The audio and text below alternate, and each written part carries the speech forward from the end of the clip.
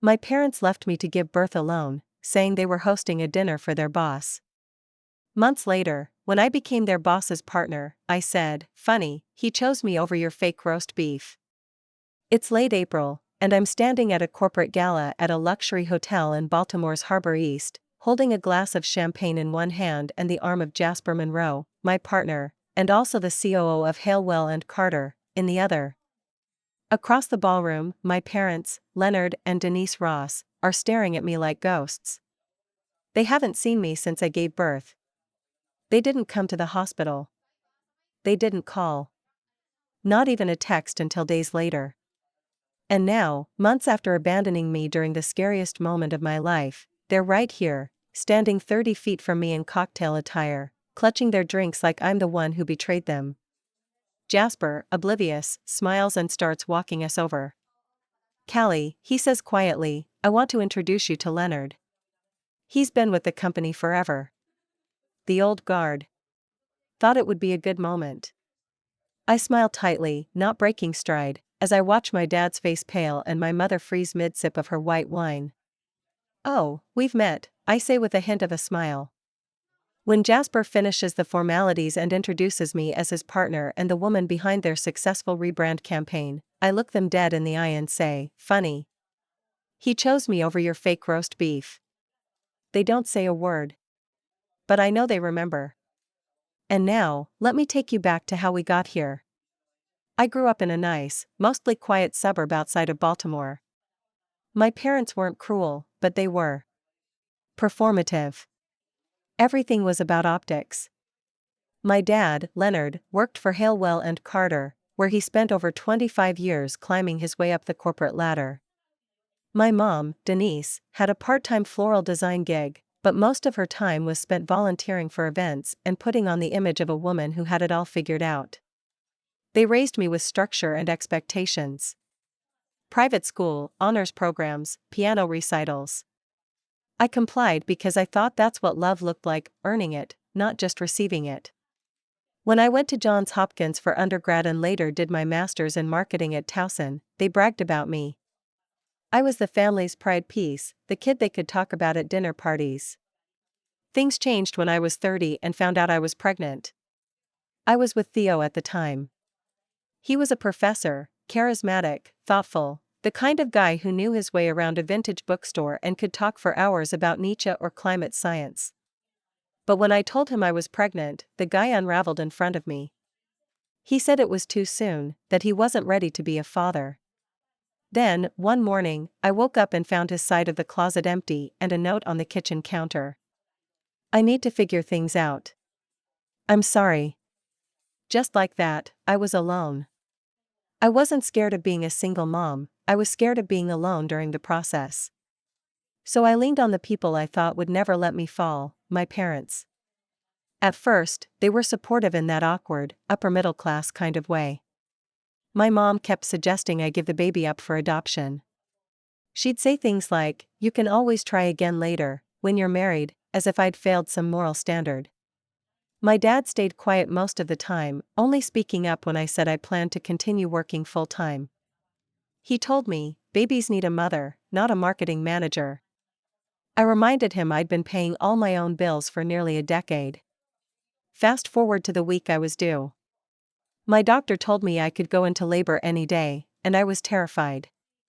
I was still managing client campaigns and trying to tie up loose ends so I could take some kind of maternity leave. I called my mom on a Monday to let her know I was having regular Braxton Hicks and felt like something was shifting. She told me, "Just keep us posted. Your father has that dinner on Tuesday with Mr. Monroe, you know how big that is." Tuesday arrived. Around 11 a.m., the cramps started. By noon, they were contractions. I waited, watching the clock, trying to time them, breathing through the pain. When my water broke at 1:20 p.m., I panicked. I called my mom. Her voice was calm. Too calm. "Oh, honey. Your father and I are setting up for dinner right now. We're doing this roast beef and rosemary potatoes. It's his moment, sweetie." "Mom, I need to go to the hospital. I'm in labor." There was silence. Then, can you take an Uber? I don't think we can leave now. Your father will lose his chance at a promotion if we don't host this right. I was stunned. Absolutely frozen. I'm about to give birth, I repeated, like maybe she hadn't heard me. You're strong. You've always been strong, she said, as if that was a consolation. They didn't come. I called an Uber and made it to Johns Hopkins Hospital alone. A nurse named Brianna helped me through the pain. She held my hand when I screamed through the final pushes. When Ellie was born, I cried. Not just from joy, but from heartbreak. My mother, who always said she wanted a granddaughter more than anything, wasn't there. My father, who preached family above all, was slicing roast beef for a man who would one day fall in love with their daughter. I texted them photos. No reply. 2 days later, I got a message from my mom, hope everything went smoothly. Sorry we've been swamped. How's the baby? That was it. No hospital visit. No flowers. Not even a phone call. I never responded. And that silence stretched into weeks, then months. I focused on Ellie. I worked during nap times, signed up for a remote marketing consultant gig, and did freelance strategy until I landed a solid job with a growing digital agency.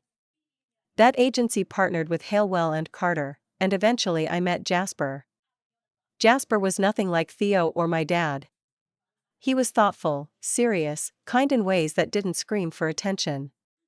I thought he wouldn't be interested in someone like me, a single mom with no interest in playing the submissive housewife, but he surprised me. He showed up to Ellie's second birthday with a stuffed dinosaur and sat on the floor to play blocks with her for hours. We started dating shortly after. When he invited me to the Halewell and Carter Gala, I almost said no. I knew my father would be there. But something in me needed to reclaim that part of my story. I didn't expect the moment to be so poetic. And that line, about the roast beef, I didn't plan. It just came out. Maybe it was petty, but it felt good. Now, 3 weeks after the gala, my mom sent me a letter. A real one. Handwritten, floral stationery, the whole deal. She said she misses her girls and wants to heal the family. She's asking to meet Ellie. My dad has apparently retired early after some internal restructuring at the company. I'm torn. Ellie is happy. I'm happy. Jasper is amazing. And yet, there's a part of me that still hears my mom's voice from that phone call. Can you take an Uber? After the gala, the air around me shifted. I felt a strange kind of peace, not triumph, not bitterness, just clarity. Jasper never asked for the full story that night, though I think he picked up on the tension. He's intuitive that way. He didn't push. Instead, the next morning, he made pancakes from scratch for me and Ellie, humming quietly in my kitchen while she ran circles in her pajamas around the island. That morning, I watched him carry her in one arm while flipping pancakes with the other, and I thought, this is what a father looks like, not the man who missed her birth, but the man who showed up with syrup and softness. That same morning, I got the first message. A text from my mom. I saw you at the gala. You looked lovely. Would love to catch up.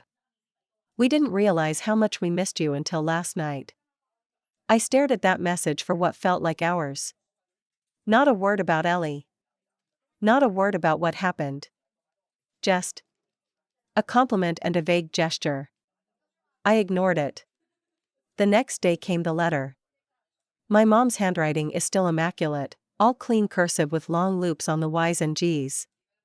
She talked about regret and wishing things had been different.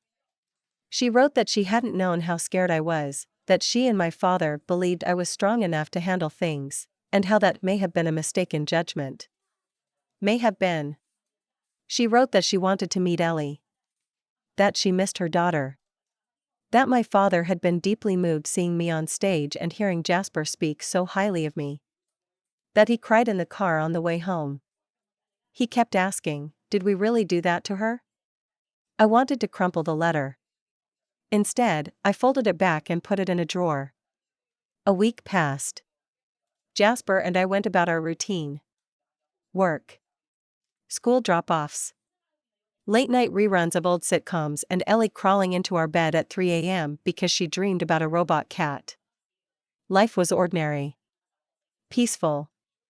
And then my dad emailed. Just one line, "I know I failed you." No excuses. No explanation. Just that. It didn't make it better. It didn't undo anything. But it sat differently than my mom's flowery language. It was stark. Honest, maybe. Still, I said nothing. Then the gifts started. First it was a small box left on my front porch. A handmade quilt with "ER" embroidered in the corner. Ellie Rose. My mom's style, she loved sewing. A note inside said, "For my granddaughter. I hope she stays warm." A few days later, a hardcover edition of Harold and the Purple Crayon showed up at my door with no note, just a pressed flower inside the cover, lilac, my mom's favorite. These weren't big gifts. Not expensive. But they were chosen with care. And care complicates everything. Jasper noticed them but didn't say much. One night, I finally asked him what he thought. He sipped his tea and said, "Do you want them back in your life?" "I don't know," I replied. "I want them to have apologized before I gave birth. I want them to have shown up. I want them to have called. But now? I'm not sure what I want." "Maybe it's not about wanting them back," he said gently. "Maybe it's about whether the version of them now deserves a chance to try again. That's the problem, though. I don't know who they are now. I only know who they were when I needed them most, and they weren't there." After that night, I started thinking more about the kind of relationship Ellie might one day want with them. She doesn't know them. She's never asked about grandparents, though she calls Jasper Jazz, and treats him like he's always been there. And for her, he has. But I wonder if, someday, she'll want to know the people who share her blood. Can I look her in the eye and say I never gave them the chance? On the other hand, what if I do, and they hurt her too? I don't want Ellie growing up trying to earn love. I don't want her to think she has to prove her worth to anyone, not even family. Especially not family. 2 weeks ago, I sent my mom a text. Simple. Careful. Got your letter. Thank you. I'll think about it. She replied almost immediately, "Thank you for reading it. I hope we can talk someday. No pressure. We love you." That last part felt weird. We love you. Do they? Or do they love the idea of who I became? Do they love the person who stood at the gala in an emerald dress next to the man they once catered roast beef for? Do they love success? The image? I think a lot about that roast beef, if I'm honest. About how my mother spent hours slow cooking it, arranging rosemary sprigs along the platter, fussing with the gravy. About how my father rehearsed his talking points and anecdotes, polished his cufflinks, made sure the wine was at the right temperature. I think about all the energy they put into making a good impression on someone who later fell in love with their daughter, the one they left in a hospital room, sweating and screaming and alone. Jasper doesn't know the whole story yet. He's given me space. He never once pressured me to respond to them, never asked why I ghosted them entirely after Ellie was born. He just loved us. Without terms. But I know the time is coming when I'll have to tell him everything. And I know the time is coming when Ellie will ask questions too. Anyway, I left off where the door was. Ajar. Not open, not locked. Just that awkward place where air still passes through but you haven't quite committed to letting anyone in. About a week after I sent that brief "I'll think about it" message to my mom, I found myself staring at my calendar while sipping my morning coffee. There was a neighborhood art fair that Saturday, just a few blocks from our place in Mount Vernon, a place I could walk to with Ellie in the stroller. She'd started to develop this deep fascination with color. She'd point at every single blue thing and say blueberry like it was a sacred discovery. I thought it might be fun for her to see the paintings, the crafts, and all the vibrant things. Then I thought, what if I invited my mom? The idea came and went so fast, I almost convinced myself it hadn't really happened. But it did. It came with a sharp jolt of guilt. Not for considering it, but because I realized part of me still missed her. We weren't the Gilmore Girls kind of mother and daughter. But when I was little, my mom used to sit with me on Sunday mornings and braid my hair while humming old Carpenter's songs. There were moments, real ones, when I felt like she saw me. I didn't want to admit how much those memories still softened me. But just as quickly as the feeling came, it passed. Because right behind it was another memory, the last conversation before Ellie was born. That moment when I said, "I'm about to give birth," and she replied, "Can you take an Uber?" It still hits like a punch. Like ice water dumped over my heart. So I didn't invite her. I took Ellie to the art fair alone. And it was perfect. She laughed when a woman let her finger paint on a canvas scrap. She clapped when a man played the cello on a milk crate near the sidewalk. We shared a lemon snowball and sat under a giant paper flower sculpture while she kicked her feet against the bench. And at that moment, I didn't feel the need to fill the empty seats in our lives. But then, things shifted again. The next weekend, Jasper was invited to a quiet charity brunch hosted by one of Halewell and Carter's long-standing partners, very low-key, very not flashy, but important. He asked if I wanted to come. I said yes. And I guess I should have seen it coming, but I didn't. My parents were there. Not just in the background, either. They were seated at the same table, diagonal from me, just a few feet away. The moment I sat down and caught their faces, my entire body tensed. My mom looked like she'd seen a ghost. My dad looked older. More tired. Like the air had gone out of him. For a few minutes, we danced the formalities. Jasper, ever the gracious one, tried to keep the conversation polite. He didn't mention the history, didn't need to. It was all over my face. When the server came to pour water, my mom leaned in a little and said, quietly, "You look beautiful, Callie." I nodded. Nothing more. Then she glanced at Jasper and smiled faintly. "You picked a good one." He didn't hear her. Or pretended not to. I didn't respond. My dad didn't say a word for most of the brunch. But toward the end, when people were getting up for dessert, he pulled his chair closer and murmured, "I don't expect anything. But I want you to know, I think about it every day." I didn't respond. I couldn't.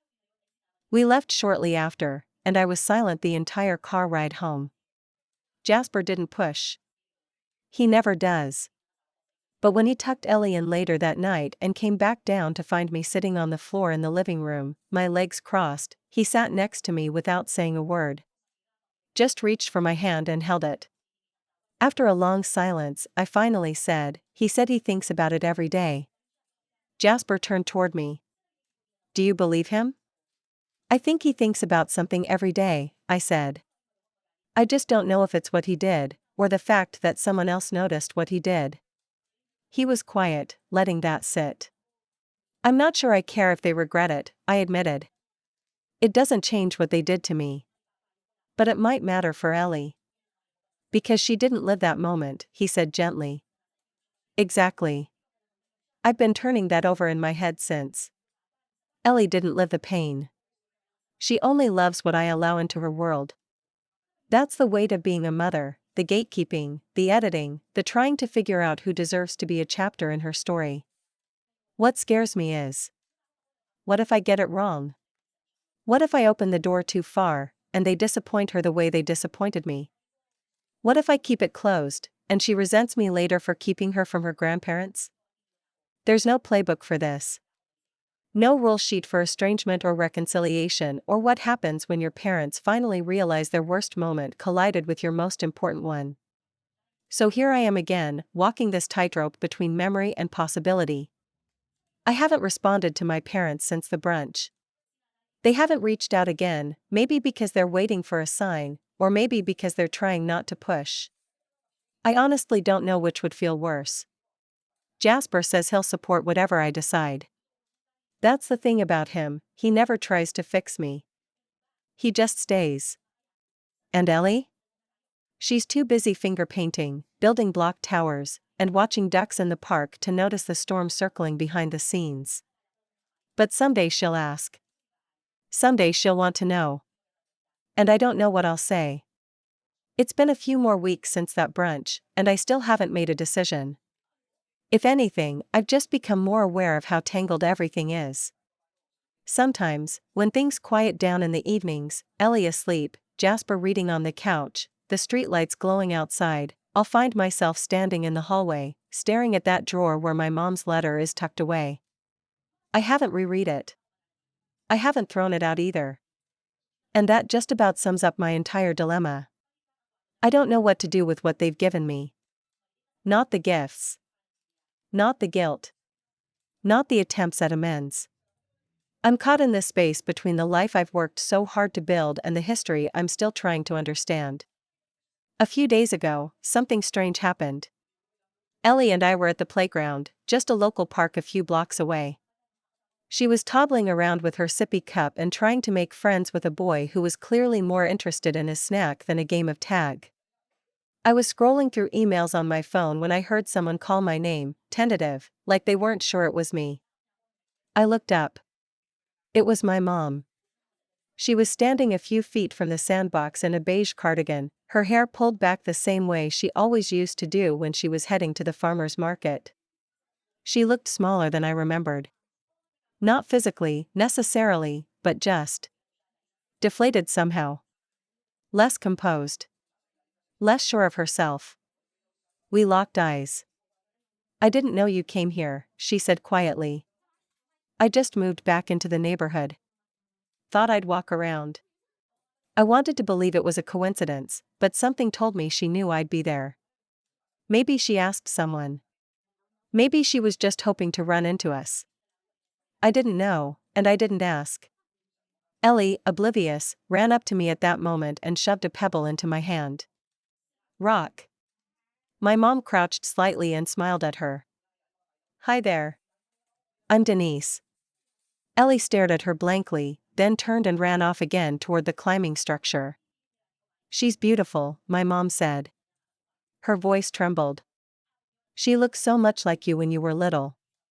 I stood up, brushing sand off my jeans. Why are you here? She straightened and tried to meet my eyes. I wanted to see you. Not just in passing.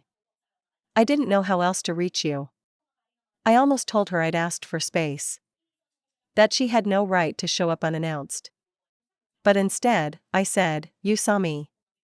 Now what? She looked down. I miss you. That's the truth. I miss you every day. I can't undo what we did, Callie. I know that. But I've spent every day since Ellie was born wishing I'd chosen differently. I crossed my arms, more to brace myself than anything. You didn't just not show up, I said. You prioritized dinner over your daughter giving birth. You knew I was alone. You made a choice. She nodded. I did. And it haunts me. I believed her. That was the hard part. I believed she felt regret. I just didn't know if regret was enough. Did Dad put you up to this? I asked. She shook her head.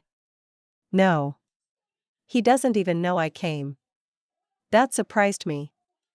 And maybe softened me, just slightly. I didn't come here to beg, she said. I came because I needed to say those words out loud. To your face. I failed you. I know that. I'll carry it with me forever. Ellie came running back then, arms flailing, cheeks flushed. Mommy. Slide. I nodded. Okay, baby. Go climb. I'll watch you. My mom stepped back, giving her space to pass between us. I won't come again if you don't want me to, she said. I'll respect that. But if you ever decide to open that door, just a crack, I'll be here. That's all. And then she turned and walked away. Just like that. No long goodbye. No dramatic apology. No pressure. Just a quiet departure and the soft crunch of gravel under her shoes. I didn't cry. I thought I might. But instead, I just stood there, watching Ellie clamber up the steps to the top of the slide, her little hands gripping the metal bars with such determination. Later that night, I told Jasper what happened. He didn't say much, just listened, the way he always does. When I finished, he reached over and squeezed my knee. "You okay?" he asked. "I think so," I said. "I think I'm just tired." "Tired of being the one who has to make all the decisions?" he asked gently. I nodded. He wrapped his arm around me. "Whatever you decide, it'll be the right thing for you and Ellie. I'm scared of getting it wrong." "You won't." It's comforting to hear, but I'm not sure I believe it. Not completely. That night, I dreamed of roast beef. Not even joking. I was sitting at a long table, like the kind you see at weddings. And in front of me was that damn platter, perfect slices, sprigs of rosemary, even the gravy boat. But no one else was at the table. It was empty. Silent. Just me and the meal. When I woke up, I couldn't shake the feeling that it meant something. Maybe that I'm still sitting at a table set for people who never showed up. Or maybe that I've been holding on to a symbol of their absence for so long, I don't know what to do with their presence now that they're trying to return. So here I am, still not ready to open the door. Still not ready to slam it shut. Just standing in the hallway. Listening. Waiting. After that surprise meeting at the park with my mother, I went home and sat with what she said. 4 days. I didn't reply. Didn't reach out. But I didn't block her either. I let the silence settle while I watched Ellie build her block towers and chase the neighbor's cat in the backyard. And then one afternoon, about a month later, I got a call from the executive team at my company. They wanted to bring me on full-time again, not just as a remote strategist, but as director of brand strategy. A real, corner office type of role. It meant going back to the corporate side, stepping into the Baltimore headquarters, managing a team. It also meant a lot more interaction with our biggest client, Halewell and Carter. I hesitated for about a day, talked it over with Jasper, and then said yes. I'd built myself back up from nothing. I figured I was ready to walk into any room now, especially the ones I used to feel small in. Fast forward 3 weeks. I'm sitting in a glass-walled conference room on the 14th floor of the HNC building, giving a presentation to a room full of executives about our new branding overhaul. Jasper is across from me, nodding along. And then, in walks Leonard Ross. My father. He doesn't notice me at first, he's fumbling with his reading glasses and trying to find a chair. He's no longer on the executive team, the restructuring a year ago bumped him down into a senior consultant role. He still shows up to these meetings, but he no longer makes decisions. And now, I do. I continue the presentation without missing a beat. Charts, campaigns, messaging strategy. The works. I see his face shift from distracted confusion to stunned recognition. And then, discomfort. After the meeting, I'm gathering my materials when he walks up to me. He looks like he wants to say something. Maybe even rehearse the apology I've never heard from him directly. But before he can open his mouth, Jasper walks over and casually places a hand on the small of my back. A subtle but unmistakable sign of closeness. "Phenomenal work, Cal," he says. "We'll touch base tonight about the Q2 rollout." My father's eyes flicker. He clears his throat. "You two are still together, then?" I look him dead in the eye. "We are." He shifts uncomfortably. "I see." There's a pause. Then I say, calm as ever, "Funny. He chose me over your fake roast beef." He blinks. Jasper furrows his brow slightly, clearly out of the loop, but says nothing. "I'm sorry," my father says. I smile, just slightly. Nothing. Just something I remember. And then I walk away. No drama. No scene. Just power reclaimed in the most elegant way possible. But the real satisfaction didn't come until later that week. I got a call from HR. Apparently, there's a new initiative to bring in external consultants to mentor junior employees, a sort of legacy to future mentorship program. They asked me to help review the profiles of the candidates being considered. Guess whose name was on the bottom of the list? Leonard Ross. I didn't reject him outright. That would have been too easy. Too obvious. Instead, I included his name in the first round, knowing the final decision would come down to a panel review that I would lead. When the time came, I asked each candidate a series of questions about how they'd handle mentoring employees from diverse backgrounds, how they adapted to new technologies, and how they handled major internal failures.